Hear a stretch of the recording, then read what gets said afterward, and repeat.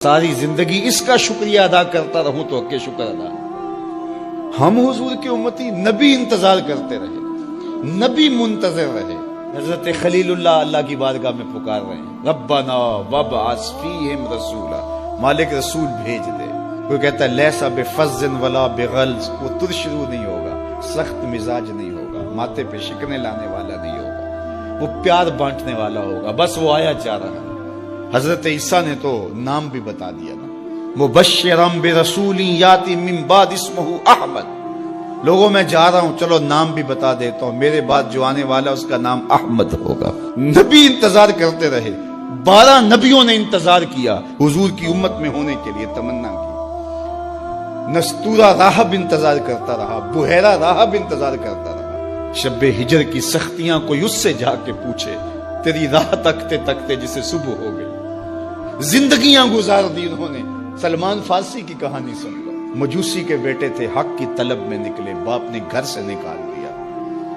ایک پادری کے پاس جا کے رکے، زندگی بھر اس کی نوکری کی۔ جب اس کا آخری وقت آیا، اس نے کہا میری تدفین کے بعد غموریا چلے جانا، وہاں کا پادری خدا رسیدہ ہے، تجھے اس سے کچھ مل جائے گا۔ کہتے میں وہاں سے غموریا آ گیا، پھر اس پادری کی ساری زندگی خدمت کی۔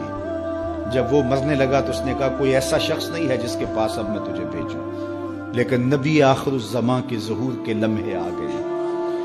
تو یہاں سے یثرب چلا جا، وہ اس نبی کی ہجرت گاہ ہوگی، تیری زندگی سنور جائے گی، تو نے بڑی محنت کی ہے، بڑی نوکری کی ہے میری۔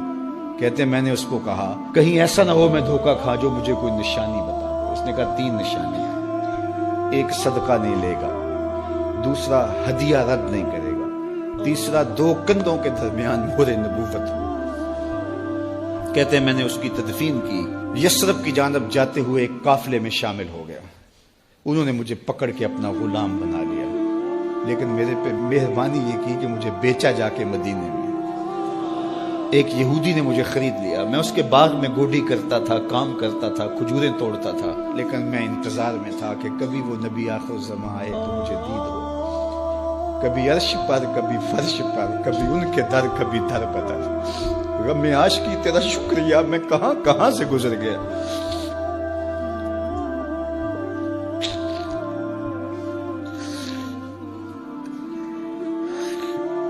کہتے ہیں ایک دن میں اپنے باغ میں کھجوریں توڑ رہا تھا کہ ہواؤں میں مستی پیدا ہو گئی، اور ہر سمت سے طلع البدر علینا کی صدائیں گونجنے لگی۔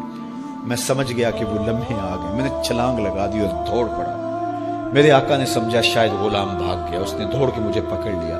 میں نے اس کو کہا کہ میں نوکر تیرا ہی ہوں، لیکن دل نوکر کسی اور کا ہے، میں بھاگوں گا نہیں، مجھے جانے دے۔ میں کچھ کھجوریں لے گیا تھا صدقے کی نیت سے، جا کے حضور کو پیش کی۔ آقا کریم نے فرمایا ہم نبی صدقہ نہیں لیتے۔ کہتے ہیں نشانی ایک پوری ہو گئی۔ کہتے ہیں کہ میں کچھ دنوں کے بعد اور کھجوریں لے گیا، اور میری نیت ہدیہ کی تھی، میں نے پیش کی، حضور نے قبول فرما لی۔ لیکن میں بھی کہتا تھا تیسری نشانی بھی پوری ہو لے تو پھر مانوں گا، اور وہ کیا تھی؟ 2 کندھوں کے درمیان مہر نبوت۔ کہتے ہیں ایک دن حضور میرے باغ میں آئے، اور آقا کریم نے اپنے مبارک کندھے پہ چادر رکھی ہوئی تھی، اور چادر کی اوٹ میں مہر نبوت چھپی ہوئی تھی، اور میں پیچھے ہو کے دیکھتا تھا، اور میری آرزو یہ تھی کہ کوئی تیز جھونکا ہوا کا آئے اور چادر ہٹ جائے اور میں مہر نبوت کی زیارت کر لوں۔ حضور میرے ارادہ قلب سے آگاہ ہوئے، فَأَلْقَى إِلَيَّ رِدَاءَهُ، حضور نے چادر اتار کے میری جانب پھینکی، اور پھر ایسے رخ کر کے فرمایا انظر الی ما امرت بہ، اس پادری نے جو بتایا تھا دیکھ لے آ کے۔ تو کہا میں نے دیکھا کہ حضور کے دو کے درمیان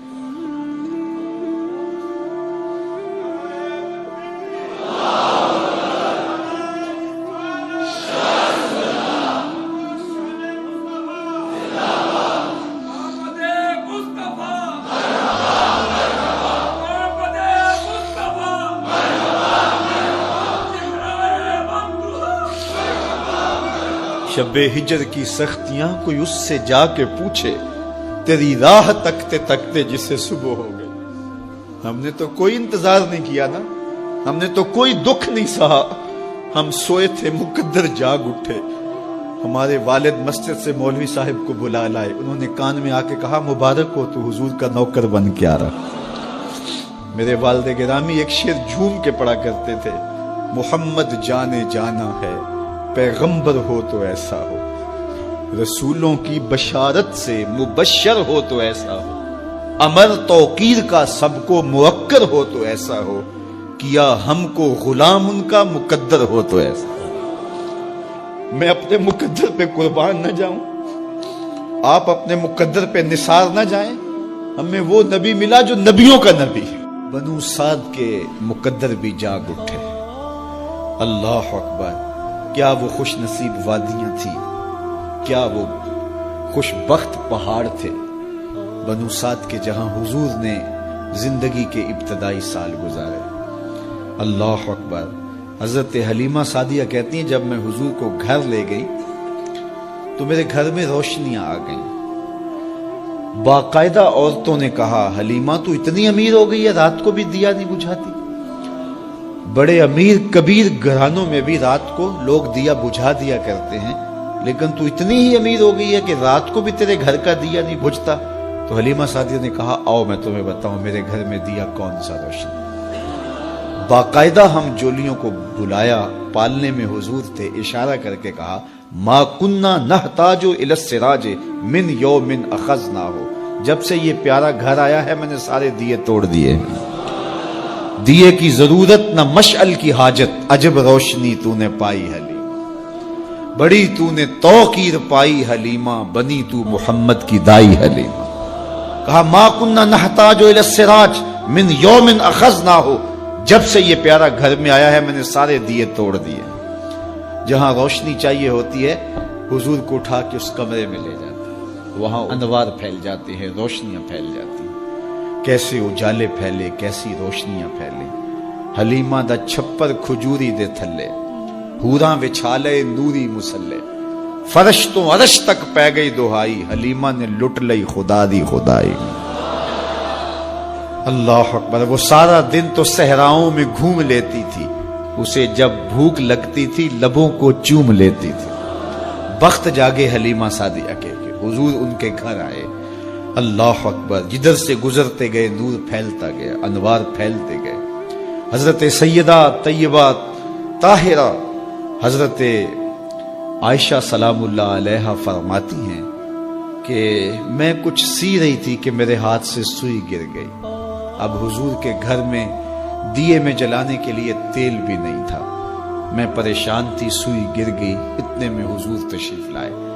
حضور مسکرائے، کہتی ہے میں نے گمی ہوئی سوئی تلاش کر لی۔ اللہ اکبر۔ تو یہ روشنی تھی، یہ انوار تھے۔ اللہ اکبر۔ اذا ضحک یتلالع فی الجدر، جب حضور مسکراتے تھے سامنے والی دیواروں پہ عکس پڑتا تھا۔ اللہ اکبر۔ جب مسکراتے تھے نور پھیل جاتا تھا۔ اذا تکلم رؤیا کالنور یخرج من بین ثنایاہ، حضور کے سامنے والے دانتوں میں ہلکا سا فاصلہ تھا، اور جب آقا کریم گفتگو کرتے تھے وہاں سے نور کی کرنیں چھن چھن کے نکلتی تھیں، انوار پھیل جاتے تھے۔ ایسا نوری ماحول، ایسا نورانی چہرہ۔ حضرت ابو ہریرہ بولے کل قمر لیلۃ البدر لم ارى قبلہ ولا بعدہ مثلہ، کیا پوچھتے ہو، 14ویں رات کا چمکتا ہوا چاند تھے میرے حضور۔ پھر کہا نہیں نہیں نہیں، حضور جیسا نہ پہلے دیکھا نہ بعد میں دیکھا۔ حضرت حسان بن ثابت پاس کھڑے تھے، کہا دیکھتے کیسے، کسی ماں نے جنم دیا ہوتا تو دیکھتے۔ خدا نے وہ سچائی پن چھڑیا جدے وچ محمد نو ٹالیا سی، حسینہ جمیلہ دا منہ موڑ دیتا، محمد بنا کے قلم توڑ دیتا۔ مثل او در عالم امکان متصور نیست، حضرت شیخ مجدد کہتے ہیں حضور کی مثل بزم عالم میں ممکن ہی نہیں ہے، ہو ہی نہیں سکتا۔